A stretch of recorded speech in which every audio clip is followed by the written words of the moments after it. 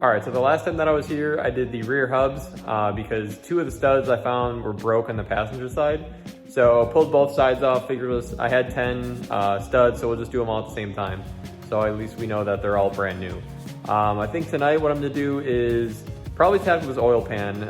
The lower pan on this SR is all sorts of smashed in and it just doesn't look good. So we have a brand new one that's baffled and it's a larger one to hold more oil. So we're gonna go ahead and start the process of getting that undone and the new one put on there so we can not oil starve this thing, because that would be pretty bad usually.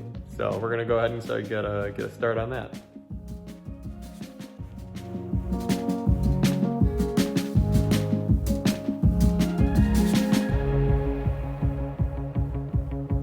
So I didn't see anything come out in the oil, which is good. So there's no parts or pieces or anything, because that would be not good.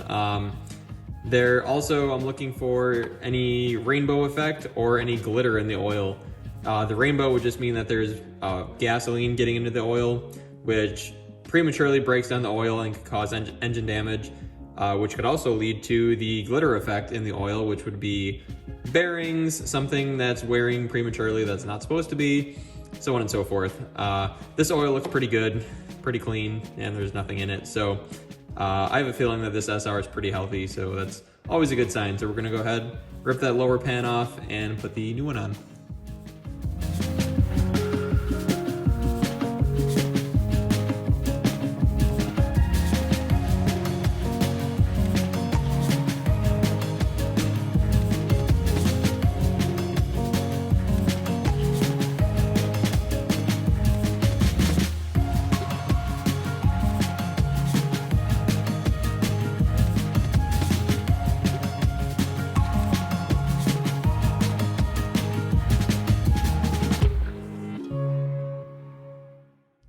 All right, so here's the lower oil pan all taken off. It was pretty stuck on there with all that RTV. So once I found a good spot to break the seal, it came off with no problem. There was a little oil residue left in there, so I ended up draining that out into my pan here. And I drained it slow just to make sure that, you know, in case anything was left at the bottom of the pan, you know, I would catch it. And unfortunately, there were some pieces. I don't even know what these are, or where they would have come from internally in the engine. So I'm not gonna put the lower pan on right now. I'm actually gonna give Joe a call and see what he wants me to do. Does he want me to just, you know, pretend I didn't see these, which, you know, sometimes you do that. Or if we're gonna actually rip into the engine more just to make sure that this wasn't anything critical. Again, I'm having trouble even determining where these are, what they could have been before they ended up at the bottom of the oil pan. So I'm gonna go ahead and get in contact with Joe before I put the new pan on.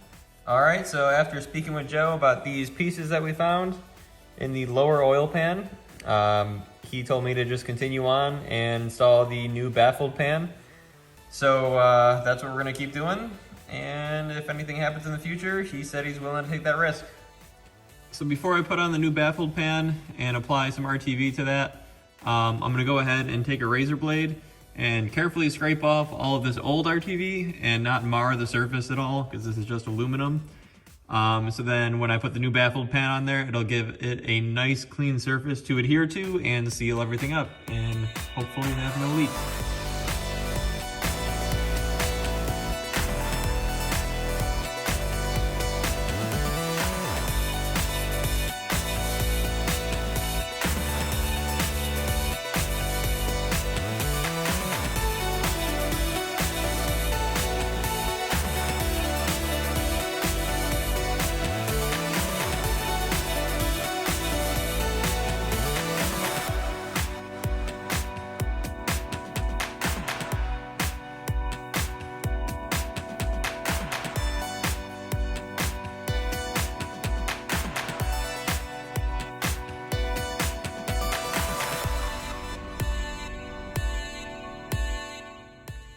All right, so here's the new pan. As you can see, it's got baffles in it with doors. Those allow oil to flow back and forth, but under extreme circumstances, keep this center filled up with oil so it doesn't slosh away from the pickup. So I was looking at the hardware that they gave us to install this. We have 6 bolts, 3 for the front, 3 for the back, But then for the sides, as opposed to the other pan which had all bolts, we have studs for this one, and that's because the pan itself is larger and it makes driving a bolt up through the bottom here nearly impossible. So these studs go in the upper oil pan, and they'll line up and go right into the side here, and then we'll be able to fit a nut and a lock washer underneath here to tighten everything up. So I'm gonna go ahead and put these in the upper pan with some red Loctite on the one side, so they don't drive out on us. And then I'm gonna go ahead and put some RTV around the pan here, and we're gonna get this thing installed.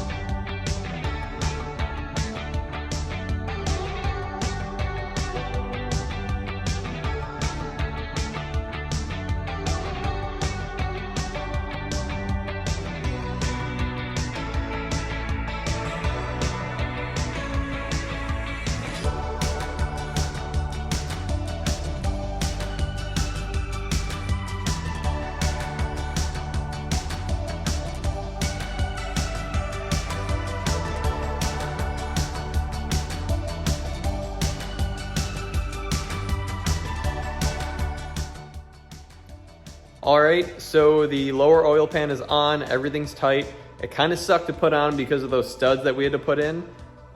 Getting the nut and lock washer on those studs and getting the thread started really sucked. So I had to make a special tool, sort of. It's basically a 10mm with tape on the bottom so the nut won't fall through, and that ended up working out for me. So we're all good there. Just gotta put some oil in it, make sure everything doesn't leak. If it does leak, I'll probably be doing this again. I'll be hating every second of it. But you know, sometimes you'll have that with cars, especially these things. So thanks for tuning in, and stay tuned for the next video.